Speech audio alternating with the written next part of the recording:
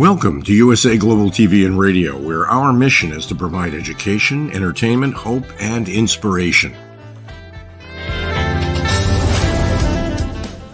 USA Global TV and Radio connects you with experts and audiences all around the world every single day to help you succeed in business and to live a richer life. Visit us at usaglobaltv.com to learn about career and life-changing training and mentoring programs like the Listening Mentor. Subscribe to our newsletter to stay informed about our special programs and offers. Discover how you can become a guest on one of our shows or a host or producer of a USA Global TV and Radio show of your very own. That's USA Global TV and Radio, where the doctor is always in.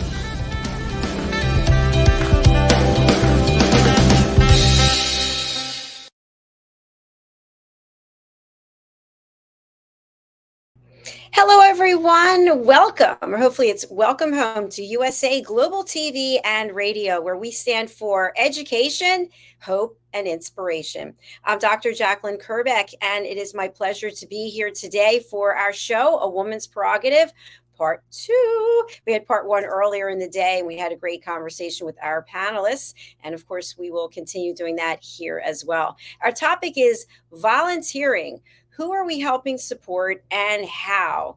Let's welcome the star of our show, joining us from New Zealand, where it's a day later than it is here in the United States. It's MARISKA. Hello.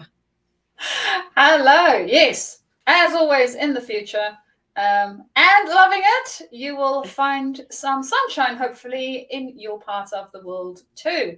And if you don't see it, it is on the other side of the cloud, so there's still sunshine. That's for sure. But you're all bundled up. It's winter there and it's summer here. Yes. We do everything a little bit different. So we have winter when you have summer, and we have summer when you have winter. You celebrate Christmas when it's snowing, and we have it with sunshine on the beach and a barbecue. So that's very nice. I've usually had it like that as well, because I'm usually in a nice hot location during Christmas. So it's beautiful. But for people who are joining us for the first time and they haven't met you and they don't know anything about this show, what do you want to share with them about why it's important for them to watch and listen? Ooh, well, if this is the very first time that you have joined us here on USA Global TV and Radio, welcome. If you are returning, well, welcome. we like both returning as well as new people that listen to our show. And we are doing a Women's Prerogative today, which is the second show, as Dr. JACALYN said. Love it, love it, love it. My background is not only in engineering, but I am a transformational and leadership coach. I work with leaders that either gone from the specialization field into leadership or moving up into the leadership journey. So that's typically the people that I normally work with. And then, of course, being here on USA Global TV, I love our Women's Prerogative show, and I so miss the rest of the team. As we said earlier, we do it a little bit different here in New Zealand, which also means that our time zone changes affects how late people are awake around me and in other areas of the world. So hopefully when it is summer for me and winter for you guys there in the US, we can get the big team back together again. I'm very excited for that. But in the meantime, me and Dr. JACALYN will be enjoying our time solo and sometimes with guests to come and enlighten you as to what our point of view is of, well, whatever the topic is that Dr. JACALYN decided we are speaking about each time. So that's what we will be up to today. And Dr. JACALYN, what is today's topic? Today's volunteering. Who are we helping support and how? So also to any of our viewers or listeners, if you'd like to be a guest on this show, please go to our website, usaglobaltv.com. We've even had a couple of gentlemen who have been on the show with us as well. So all are welcome. So, Mariska, as you know, across the world, so many people in need, so many worthy causes, so many ways to give back and to help others. Some involve fundraising, some involve mentoring, some involve maybe doing some kind of research, but lending a helping hand, maybe lifting somebody else up. What's important to you when it comes to volunteering? What does volunteering mean to Mariska? Oh, volunteering to me. That's a good question. I have not really thought about that. I think volunteering to me, so the places where I have volunteered is mostly to do with other human beings and uplifting wherever it is that we are at the moment. So I am currently volunteering at the ICF Australasia, so the Australasian branch of ICF. So ICF is the International Federation of Coaches, and we have a international presence, which most of it is our head office is based in the US, but we also have chapters all over the world. And the Australasian one is where I'm volunteering. The other places where I have and are still volunteering from time to time is in New Zealand. We have a organization that helps people get back up after having gone through some form of unpleasant life transitional period. So it might be that they maybe lost their house, or they might have gotten divorced and not such great situations, or split up with a partner and not such great situations, and now have to start to care for themselves. Or they might have gone through some financial difficulties of some sort.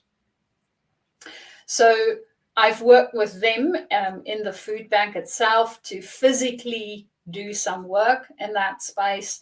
And I think for me, the main thing that I look for when I look at an organization as a volunteer is to really make sure that whatever it is that we are doing, we are teaching people to fish.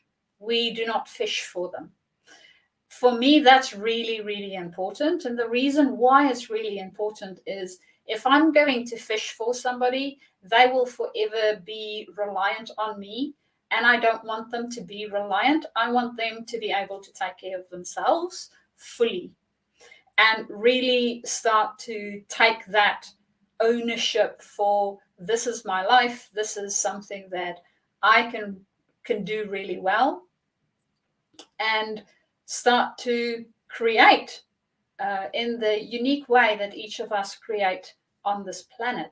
So that to me, within the volunteering space, is really important.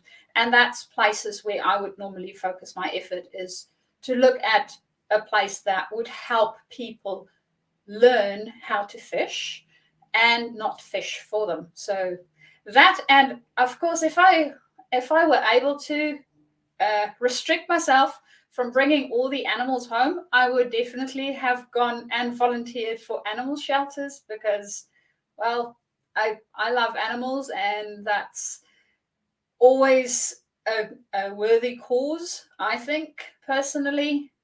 The only thing is that I will most probably bring all of them home to a happy place, and my house does not necessarily it's not necessarily the greatest place for such a large amount of animals, so I typically avoid volunteering there. I will, however, donate to places like that. So that's sort of the way I think about where I volunteer. How about you, Dr. JACALYN? Thanks so much for sharing that, Mariska. I do a lot of volunteering for the Crohn's Colitis Foundation, and they really helped change my perspective on life, because I have 3 autoimmune diseases, and one is ulcerative colitis. I've had it for 33 years, and I really felt worthless until I met the people there in 2018. So now I'm on the board of directors for our chapter, and I'm also a support group facilitator. And I also am a team captain for 3 events that we have during the year: the Take Steps Walk, which we just had in Philadelphia at Lincoln Financial Field, where the Philadelphia Eagles play. And we also have Guts and Glory Run coming up in Ocean City, New Jersey in August. And then we have the Spin for Cures bike event that takes place, and I can't remember if it's November or December, but it's a big commitment. And I think it's important to mention this. I said this on the earlier show.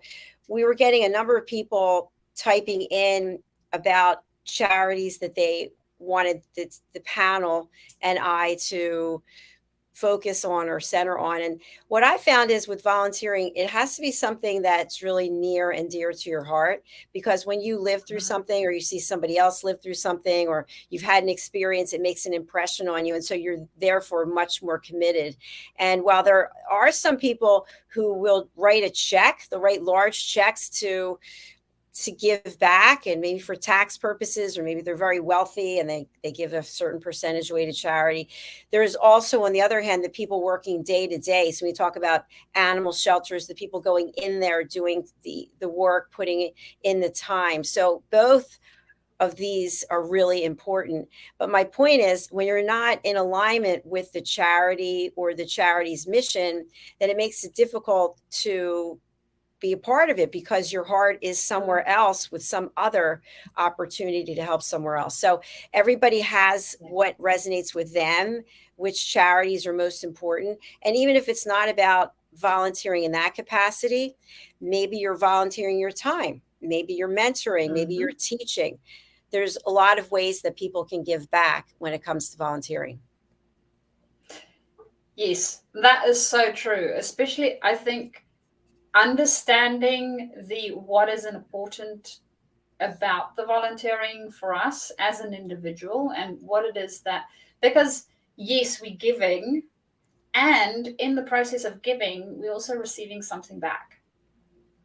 We don't necessarily think about the receiving something back because we are volunteering, but we are getting something back. And if it isn't important to us, Dr. JACALYN, to your point, we'll only do it for a limited time, or we might not do it to the fullest that we can possibly do it for. So normally for me, I'm also on the New Zealand board for our ICF branch here in New Zealand. And when people ask about volunteering with our branch, that's one of the questions that I typically have for them is, what about this is important to you? So that I can understand what it is that that person want to get out of the volunteering experience. And understanding that better, it makes it easier for me to also put them in the right place. So, Dr. JACALYN, I know that you have all the active events, literally biking and running and doing all of those activities. We have more learning events. So being sure that if the person wants to put on events, that we can point them to that piece of things, or if they would like to network more, we have places where they can work within that space. So really being sure that we can partner up in a way that makes sense, and where we are also utilizing each other's strengths. Because when we're volunteering, you're literally giving of yourself. You're not necessarily going to get any financial returns. So there needs to be another type of return. And this is not a job. So literally, if you don't like it and it sucks, your feet will do the talking, because you will most probably be walking out the door. And as volunteering organizations, that's not what we would like, because, well, it is, I know for most volunteering organizations, a little bit tricky to get people to volunteer in all the spaces that we would love them to volunteer in. So I don't know about you, Dr. JACALYN, what have you found? Is there areas that you find a lot more easy to fill some volunteering spaces than others? Well, I find it really challenging in many ways because not only am I responsible for fundraising, and as a board member, you sign a contract and make a commitment to raise a certain amount of money, or you're expected to donate it yourself, but it's also finding people to join my teams. So if it's my Take Steps Walk team or my Gus and Glory Run team or my Spin for Cures, so you have to find people who are willing to donate their time and then also willing to fundraise. And what it used to be when I first started, it seemed like it was much easier. And as every year goes by, it seems to be more and more difficult because you have to remember that for these events, you have to be in person. You have to show up and be in person. And so this last event, the Take Steps Walk, it was really my family who came through and came to the event. They're part of the team.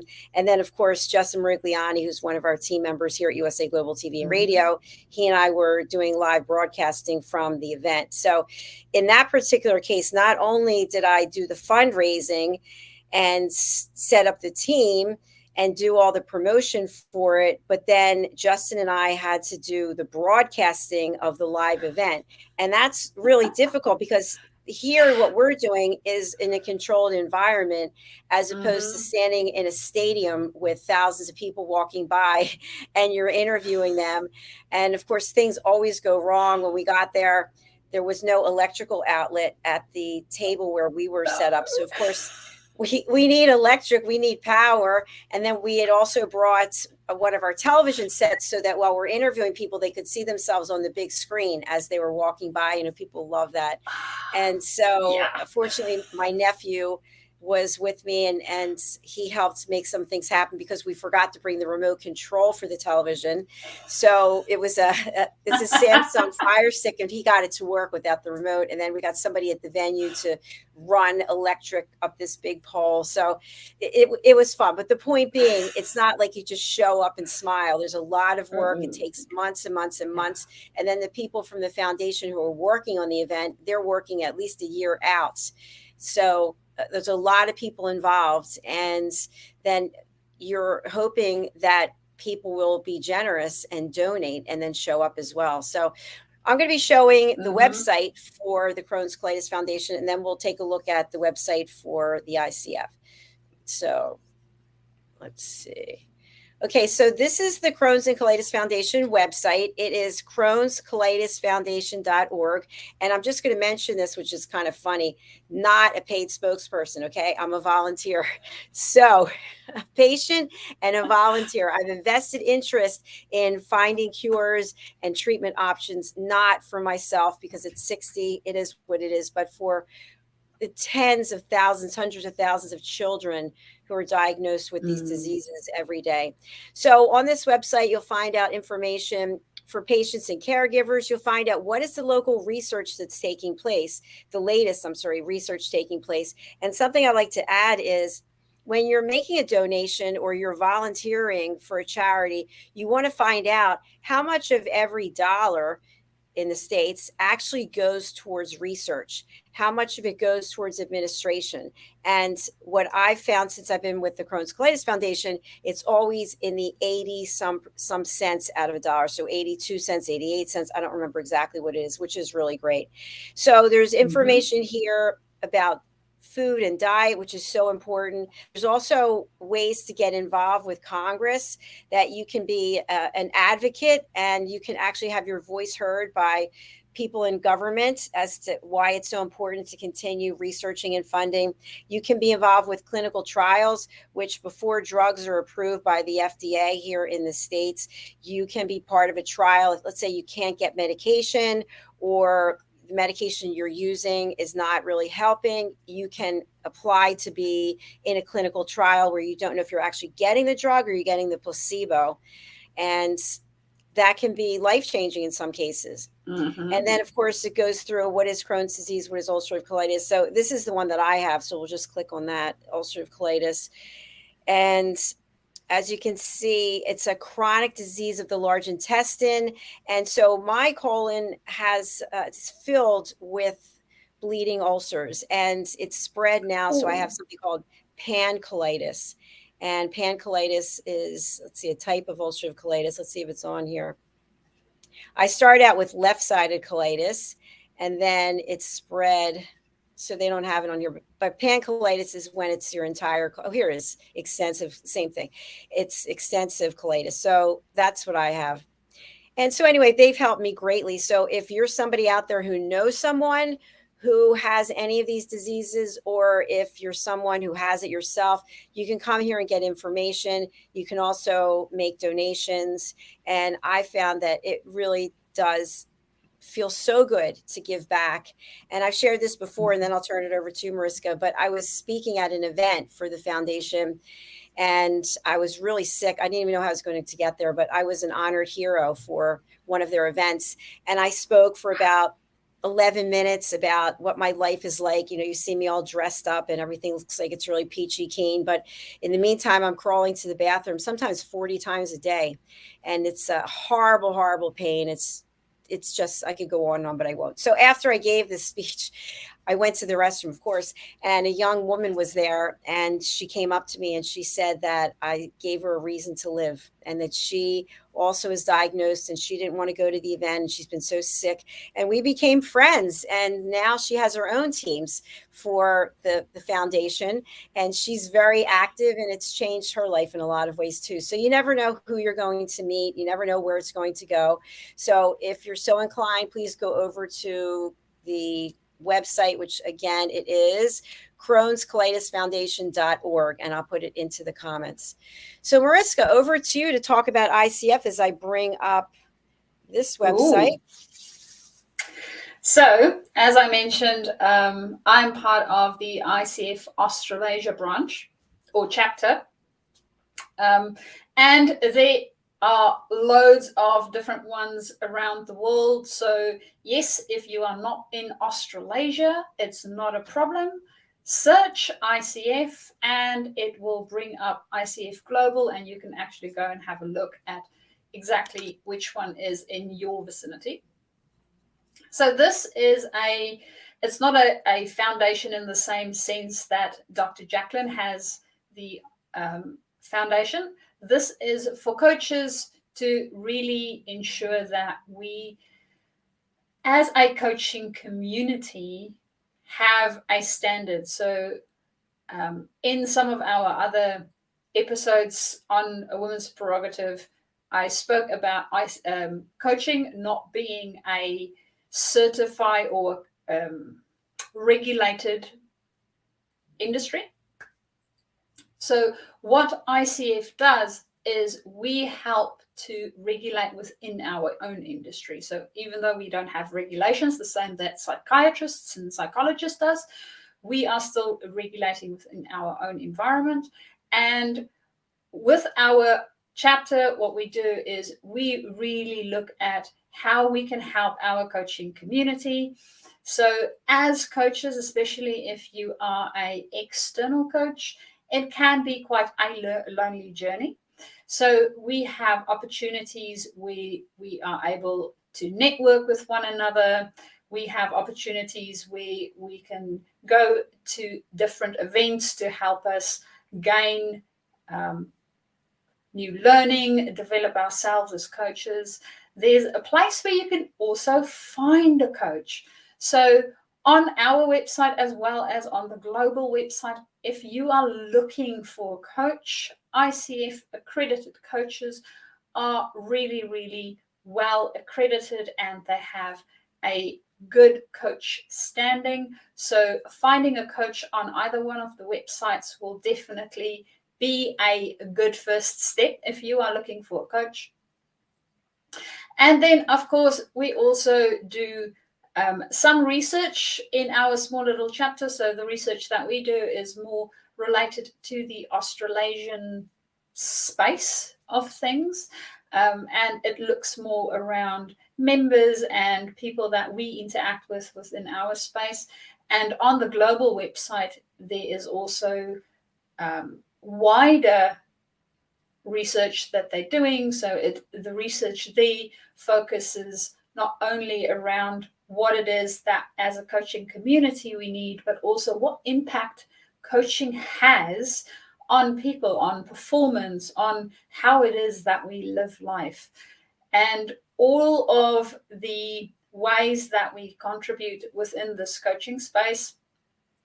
So you can either become a member, which means that you have a whole bunch of benefits that comes with that, or alternatively, if you don't want to be a coach and a member of the coaching, of course, you don't need to be a coach to be a member. You can look at the membership on its own, because we also have partners. So we, for instance, within the Australasian space, partner with our HR communities and other communities that also work within the development space to help grow.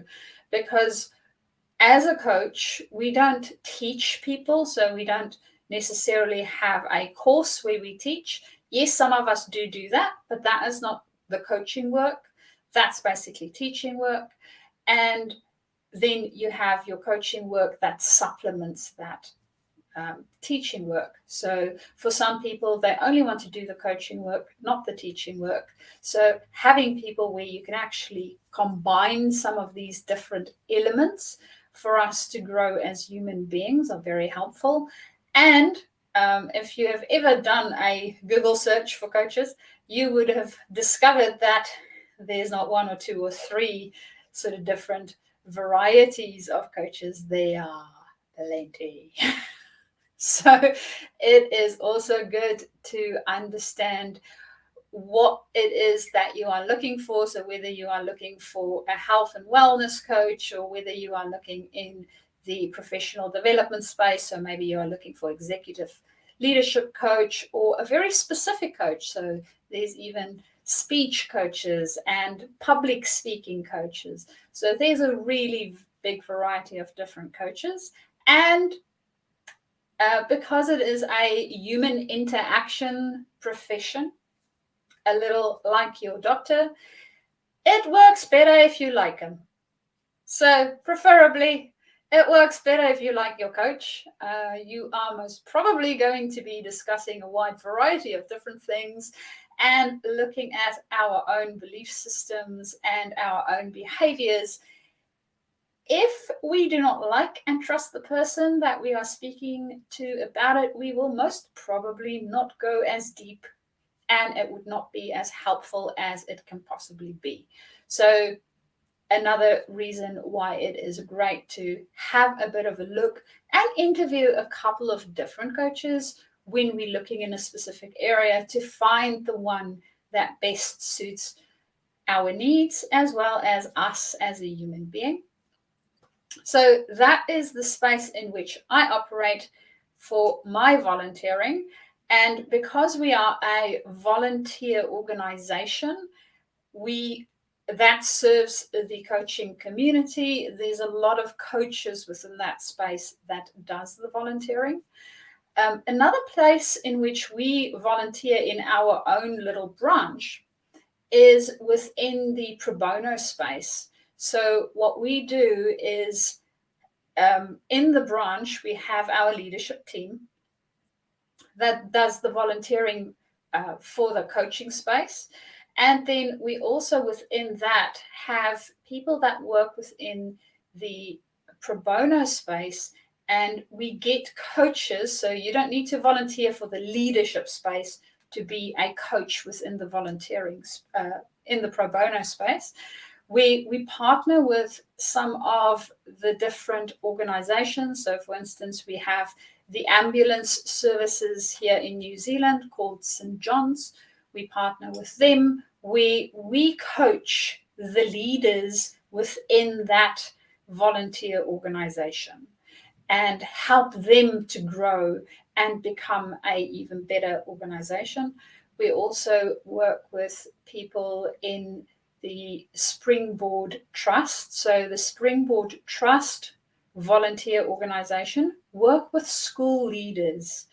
And typically, I don't know about in the Americas or any of the other countries, but around here, school leaders do get the support from an educational perspective, but not necessarily from a leadership perspective.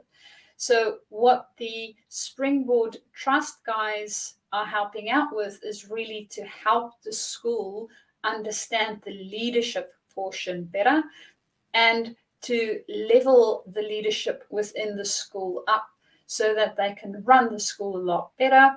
And of course, make it so much more fun and more effective for the children and their families.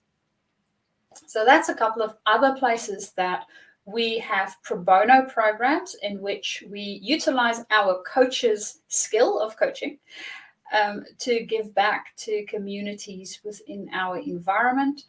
And then, as I mentioned before, we also have some training. So some of the trainings are paid trainings and some of the trainings are free that we offer to our coaches as well as the wider community. So if there's anybody within the leadership space or any other space that would like to know a little bit more about coaching or how it works, or even only implementing some of the coaching techniques or skill sets, it's always great to be able to go to some of those trainings, get to know a couple of people in the process, and learn how you might be able to level up the people around you in the process. So that's what we do within the ICF volunteering space, and it's most probably not covering everything because, well, one, I don't think we have time to cover everything, and two, I don't think I know more than I know at the moment of everything that there is to possibly do within that space, because I know they are continuously expanding as well. So, Dr. JACALYN, what have you found with your volunteering group? How has it changed since 2018, seeing as you've been with them for a while now? Well, and thanks for what you shared, by the way. That's very interesting. What I found is that we have a number of people who are patients and they're volunteers, and we also have family members or caregivers who are volunteers. And when the person starts to feel better, or if they find a pharmaceutical or some path to being in remission, they're not as quite interested in being involved anymore. So you might see, for example, at our monthly support group meetings, a couple years ago, the same people were coming month after month, and then they just stopped coming, and you don't know what happened to them or what didn't happen to them. But people do lose interest sometimes when they start to feel better, because once they start to feel better, for example, if you are a patient or if your child or your loved one has IBD or ulcerative colitis or Crohn's disease, and then they feel better, you don't feel like going back there and talking about when they didn't feel well, and you want to focus on the feeling well. So what I found is you really have to separate yourself and ask yourself, why are you volunteering? And what is it that you want to come from the volunteering, so that you realize that it's bigger than just you, and that you're actually doing something to help future generations and to help people who are not able to speak for themselves. Yeah, that's a very interesting dynamic, I think. So within the space where I volunteer, we don't see it, because if you're in the coaching space, you are in the coaching space. Of course, if people disconnect from the coaching space, so if they leave it for whatever reason, life, that happens, they might then stop volunteering. So it also makes sense that it's not an interest anymore, or it's not a main focus anymore. And I haven't thought about the more medical volunteering spaces, that when we feel better, because we don't focus on that anymore, or we're not focusing on the getting it to better, that then we sort of disengage from that process. And it may or may not serve us and those around us, because, well, Dr. JACALYN, you've been living with this for quite some time, so I'm sure it has its better times and its not so great times, and it might be that we see the people come around again at some point. Yeah, that's a great point, because when you have a disease that is chronic and incurable, you'll go into remission. Some people are in remission for the rest of their life, but for the most part, like for me, that's not the case. I'm usually sick. Last year, I was the worst I've ever been. I was told I might have to have my colon removed, which was really traumatic, but I'm in remission right now, and I'm grateful for every day that I am. So that's why, to me, it's so important to continue doing this work, because it's no longer about me. Yeah. And that is what volunteering is all about. Exactly. And while I have you in spotlight, I want to just talk about the difference between volunteering and giving things away for free in business. There's a big difference. Ooh. Can you touch on that? So I think the big difference is understanding the boundaries of it. So when we are volunteering, we are saying that we are going to be in this space. There's a boundary set. So within your volunteering organization, there is a specific activity that you do, or a specific time that you give up, or a specific amount that you donate towards the cause. Whereas in our business, when we decide to do something for free, and I'm not saying not to do something for free, yes, by all means, if that is something that you want to do, go nuts. Also understand what your boundaries are around that. So in a business, within a volunteer organization, the intent of the organization itself is the cause, whatever the cause is, right? The funds that are raised for it, as Dr. JACALYN mentioned earlier on in the show, is really to go towards the cause. So some of the funds will be used for administrative processes. So, for instance, to get a website on, to make sure that all the systems and the emails and the stuff like that works the way that it should be able to work, especially when it's a larger organization, those things need to be paid for. So some of the funds will go towards that, as well as people that works within that space on a more permanent basis. And then most of the rest will go towards the cause. So be it research, be it helping families out that is in a difficult situation, whatever the case might be for what the volunteer organization does. Whereas when we are in business, yes, we're also in business for a reason. So preferably we need to understand what our own purpose is for having the business, and know to make money is not a reason to be in business. You can literally do that any other way. So your business will have a purpose for it being, and the financial income that we generate for that is really to give us fuel to do more of it, to bring it to more people in the world, whatever the case might be. And to be able to do that, you need to be able to take care of you. So in a business sense, we are thinking about how to continue doing the work that we are doing in the world, and how to do that properly. So if we are going to give away everything that we do, it literally means that we will not have any fuel for ourselves to continue doing what it is that we do. So there's a bit of a difference between volunteering our time and giving back in that sense, versus in the business sense. And understanding for ourselves how that works are very, very valuable lessons for us to learn, especially if we have newly started our business and we want to get some traction. Now, sometimes we might give stuff away, because when we give it away, we give it to an audience where we might get some of that audience captured within our process, in the sense of that's people that actually will use our product. So if we do that, we give it away with another benefit in mind. So understanding what it is that we're giving away and how it is that we're doing it, and not just giving stuff away willy-nilly.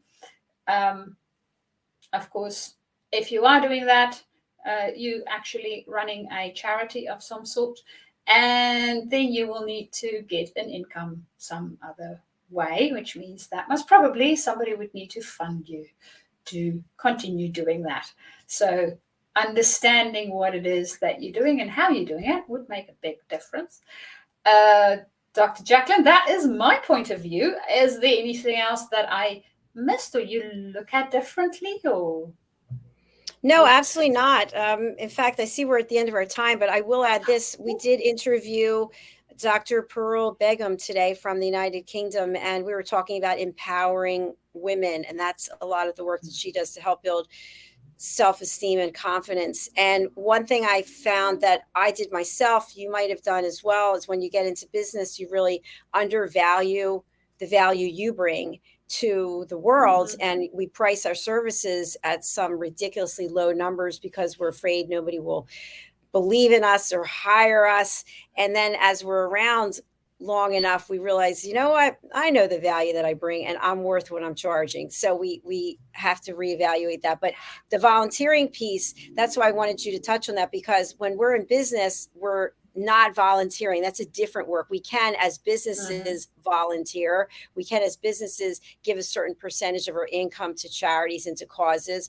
But if we're constantly giving our services away for free, that's just not smart business, because we're not going to be around. So I just want to empower people out there to look at the value that you bring, maybe get some client testimonials. That really helps. Do some market research to see what your competitors are doing, and then really reevaluate, look at your business plan, your market research again, speak with some coaches and mentors, and go and volunteer on the side when you have the time to give back. So Mariska, it's been a lot of fun. How can people reach out to you, and who would you like to contact you?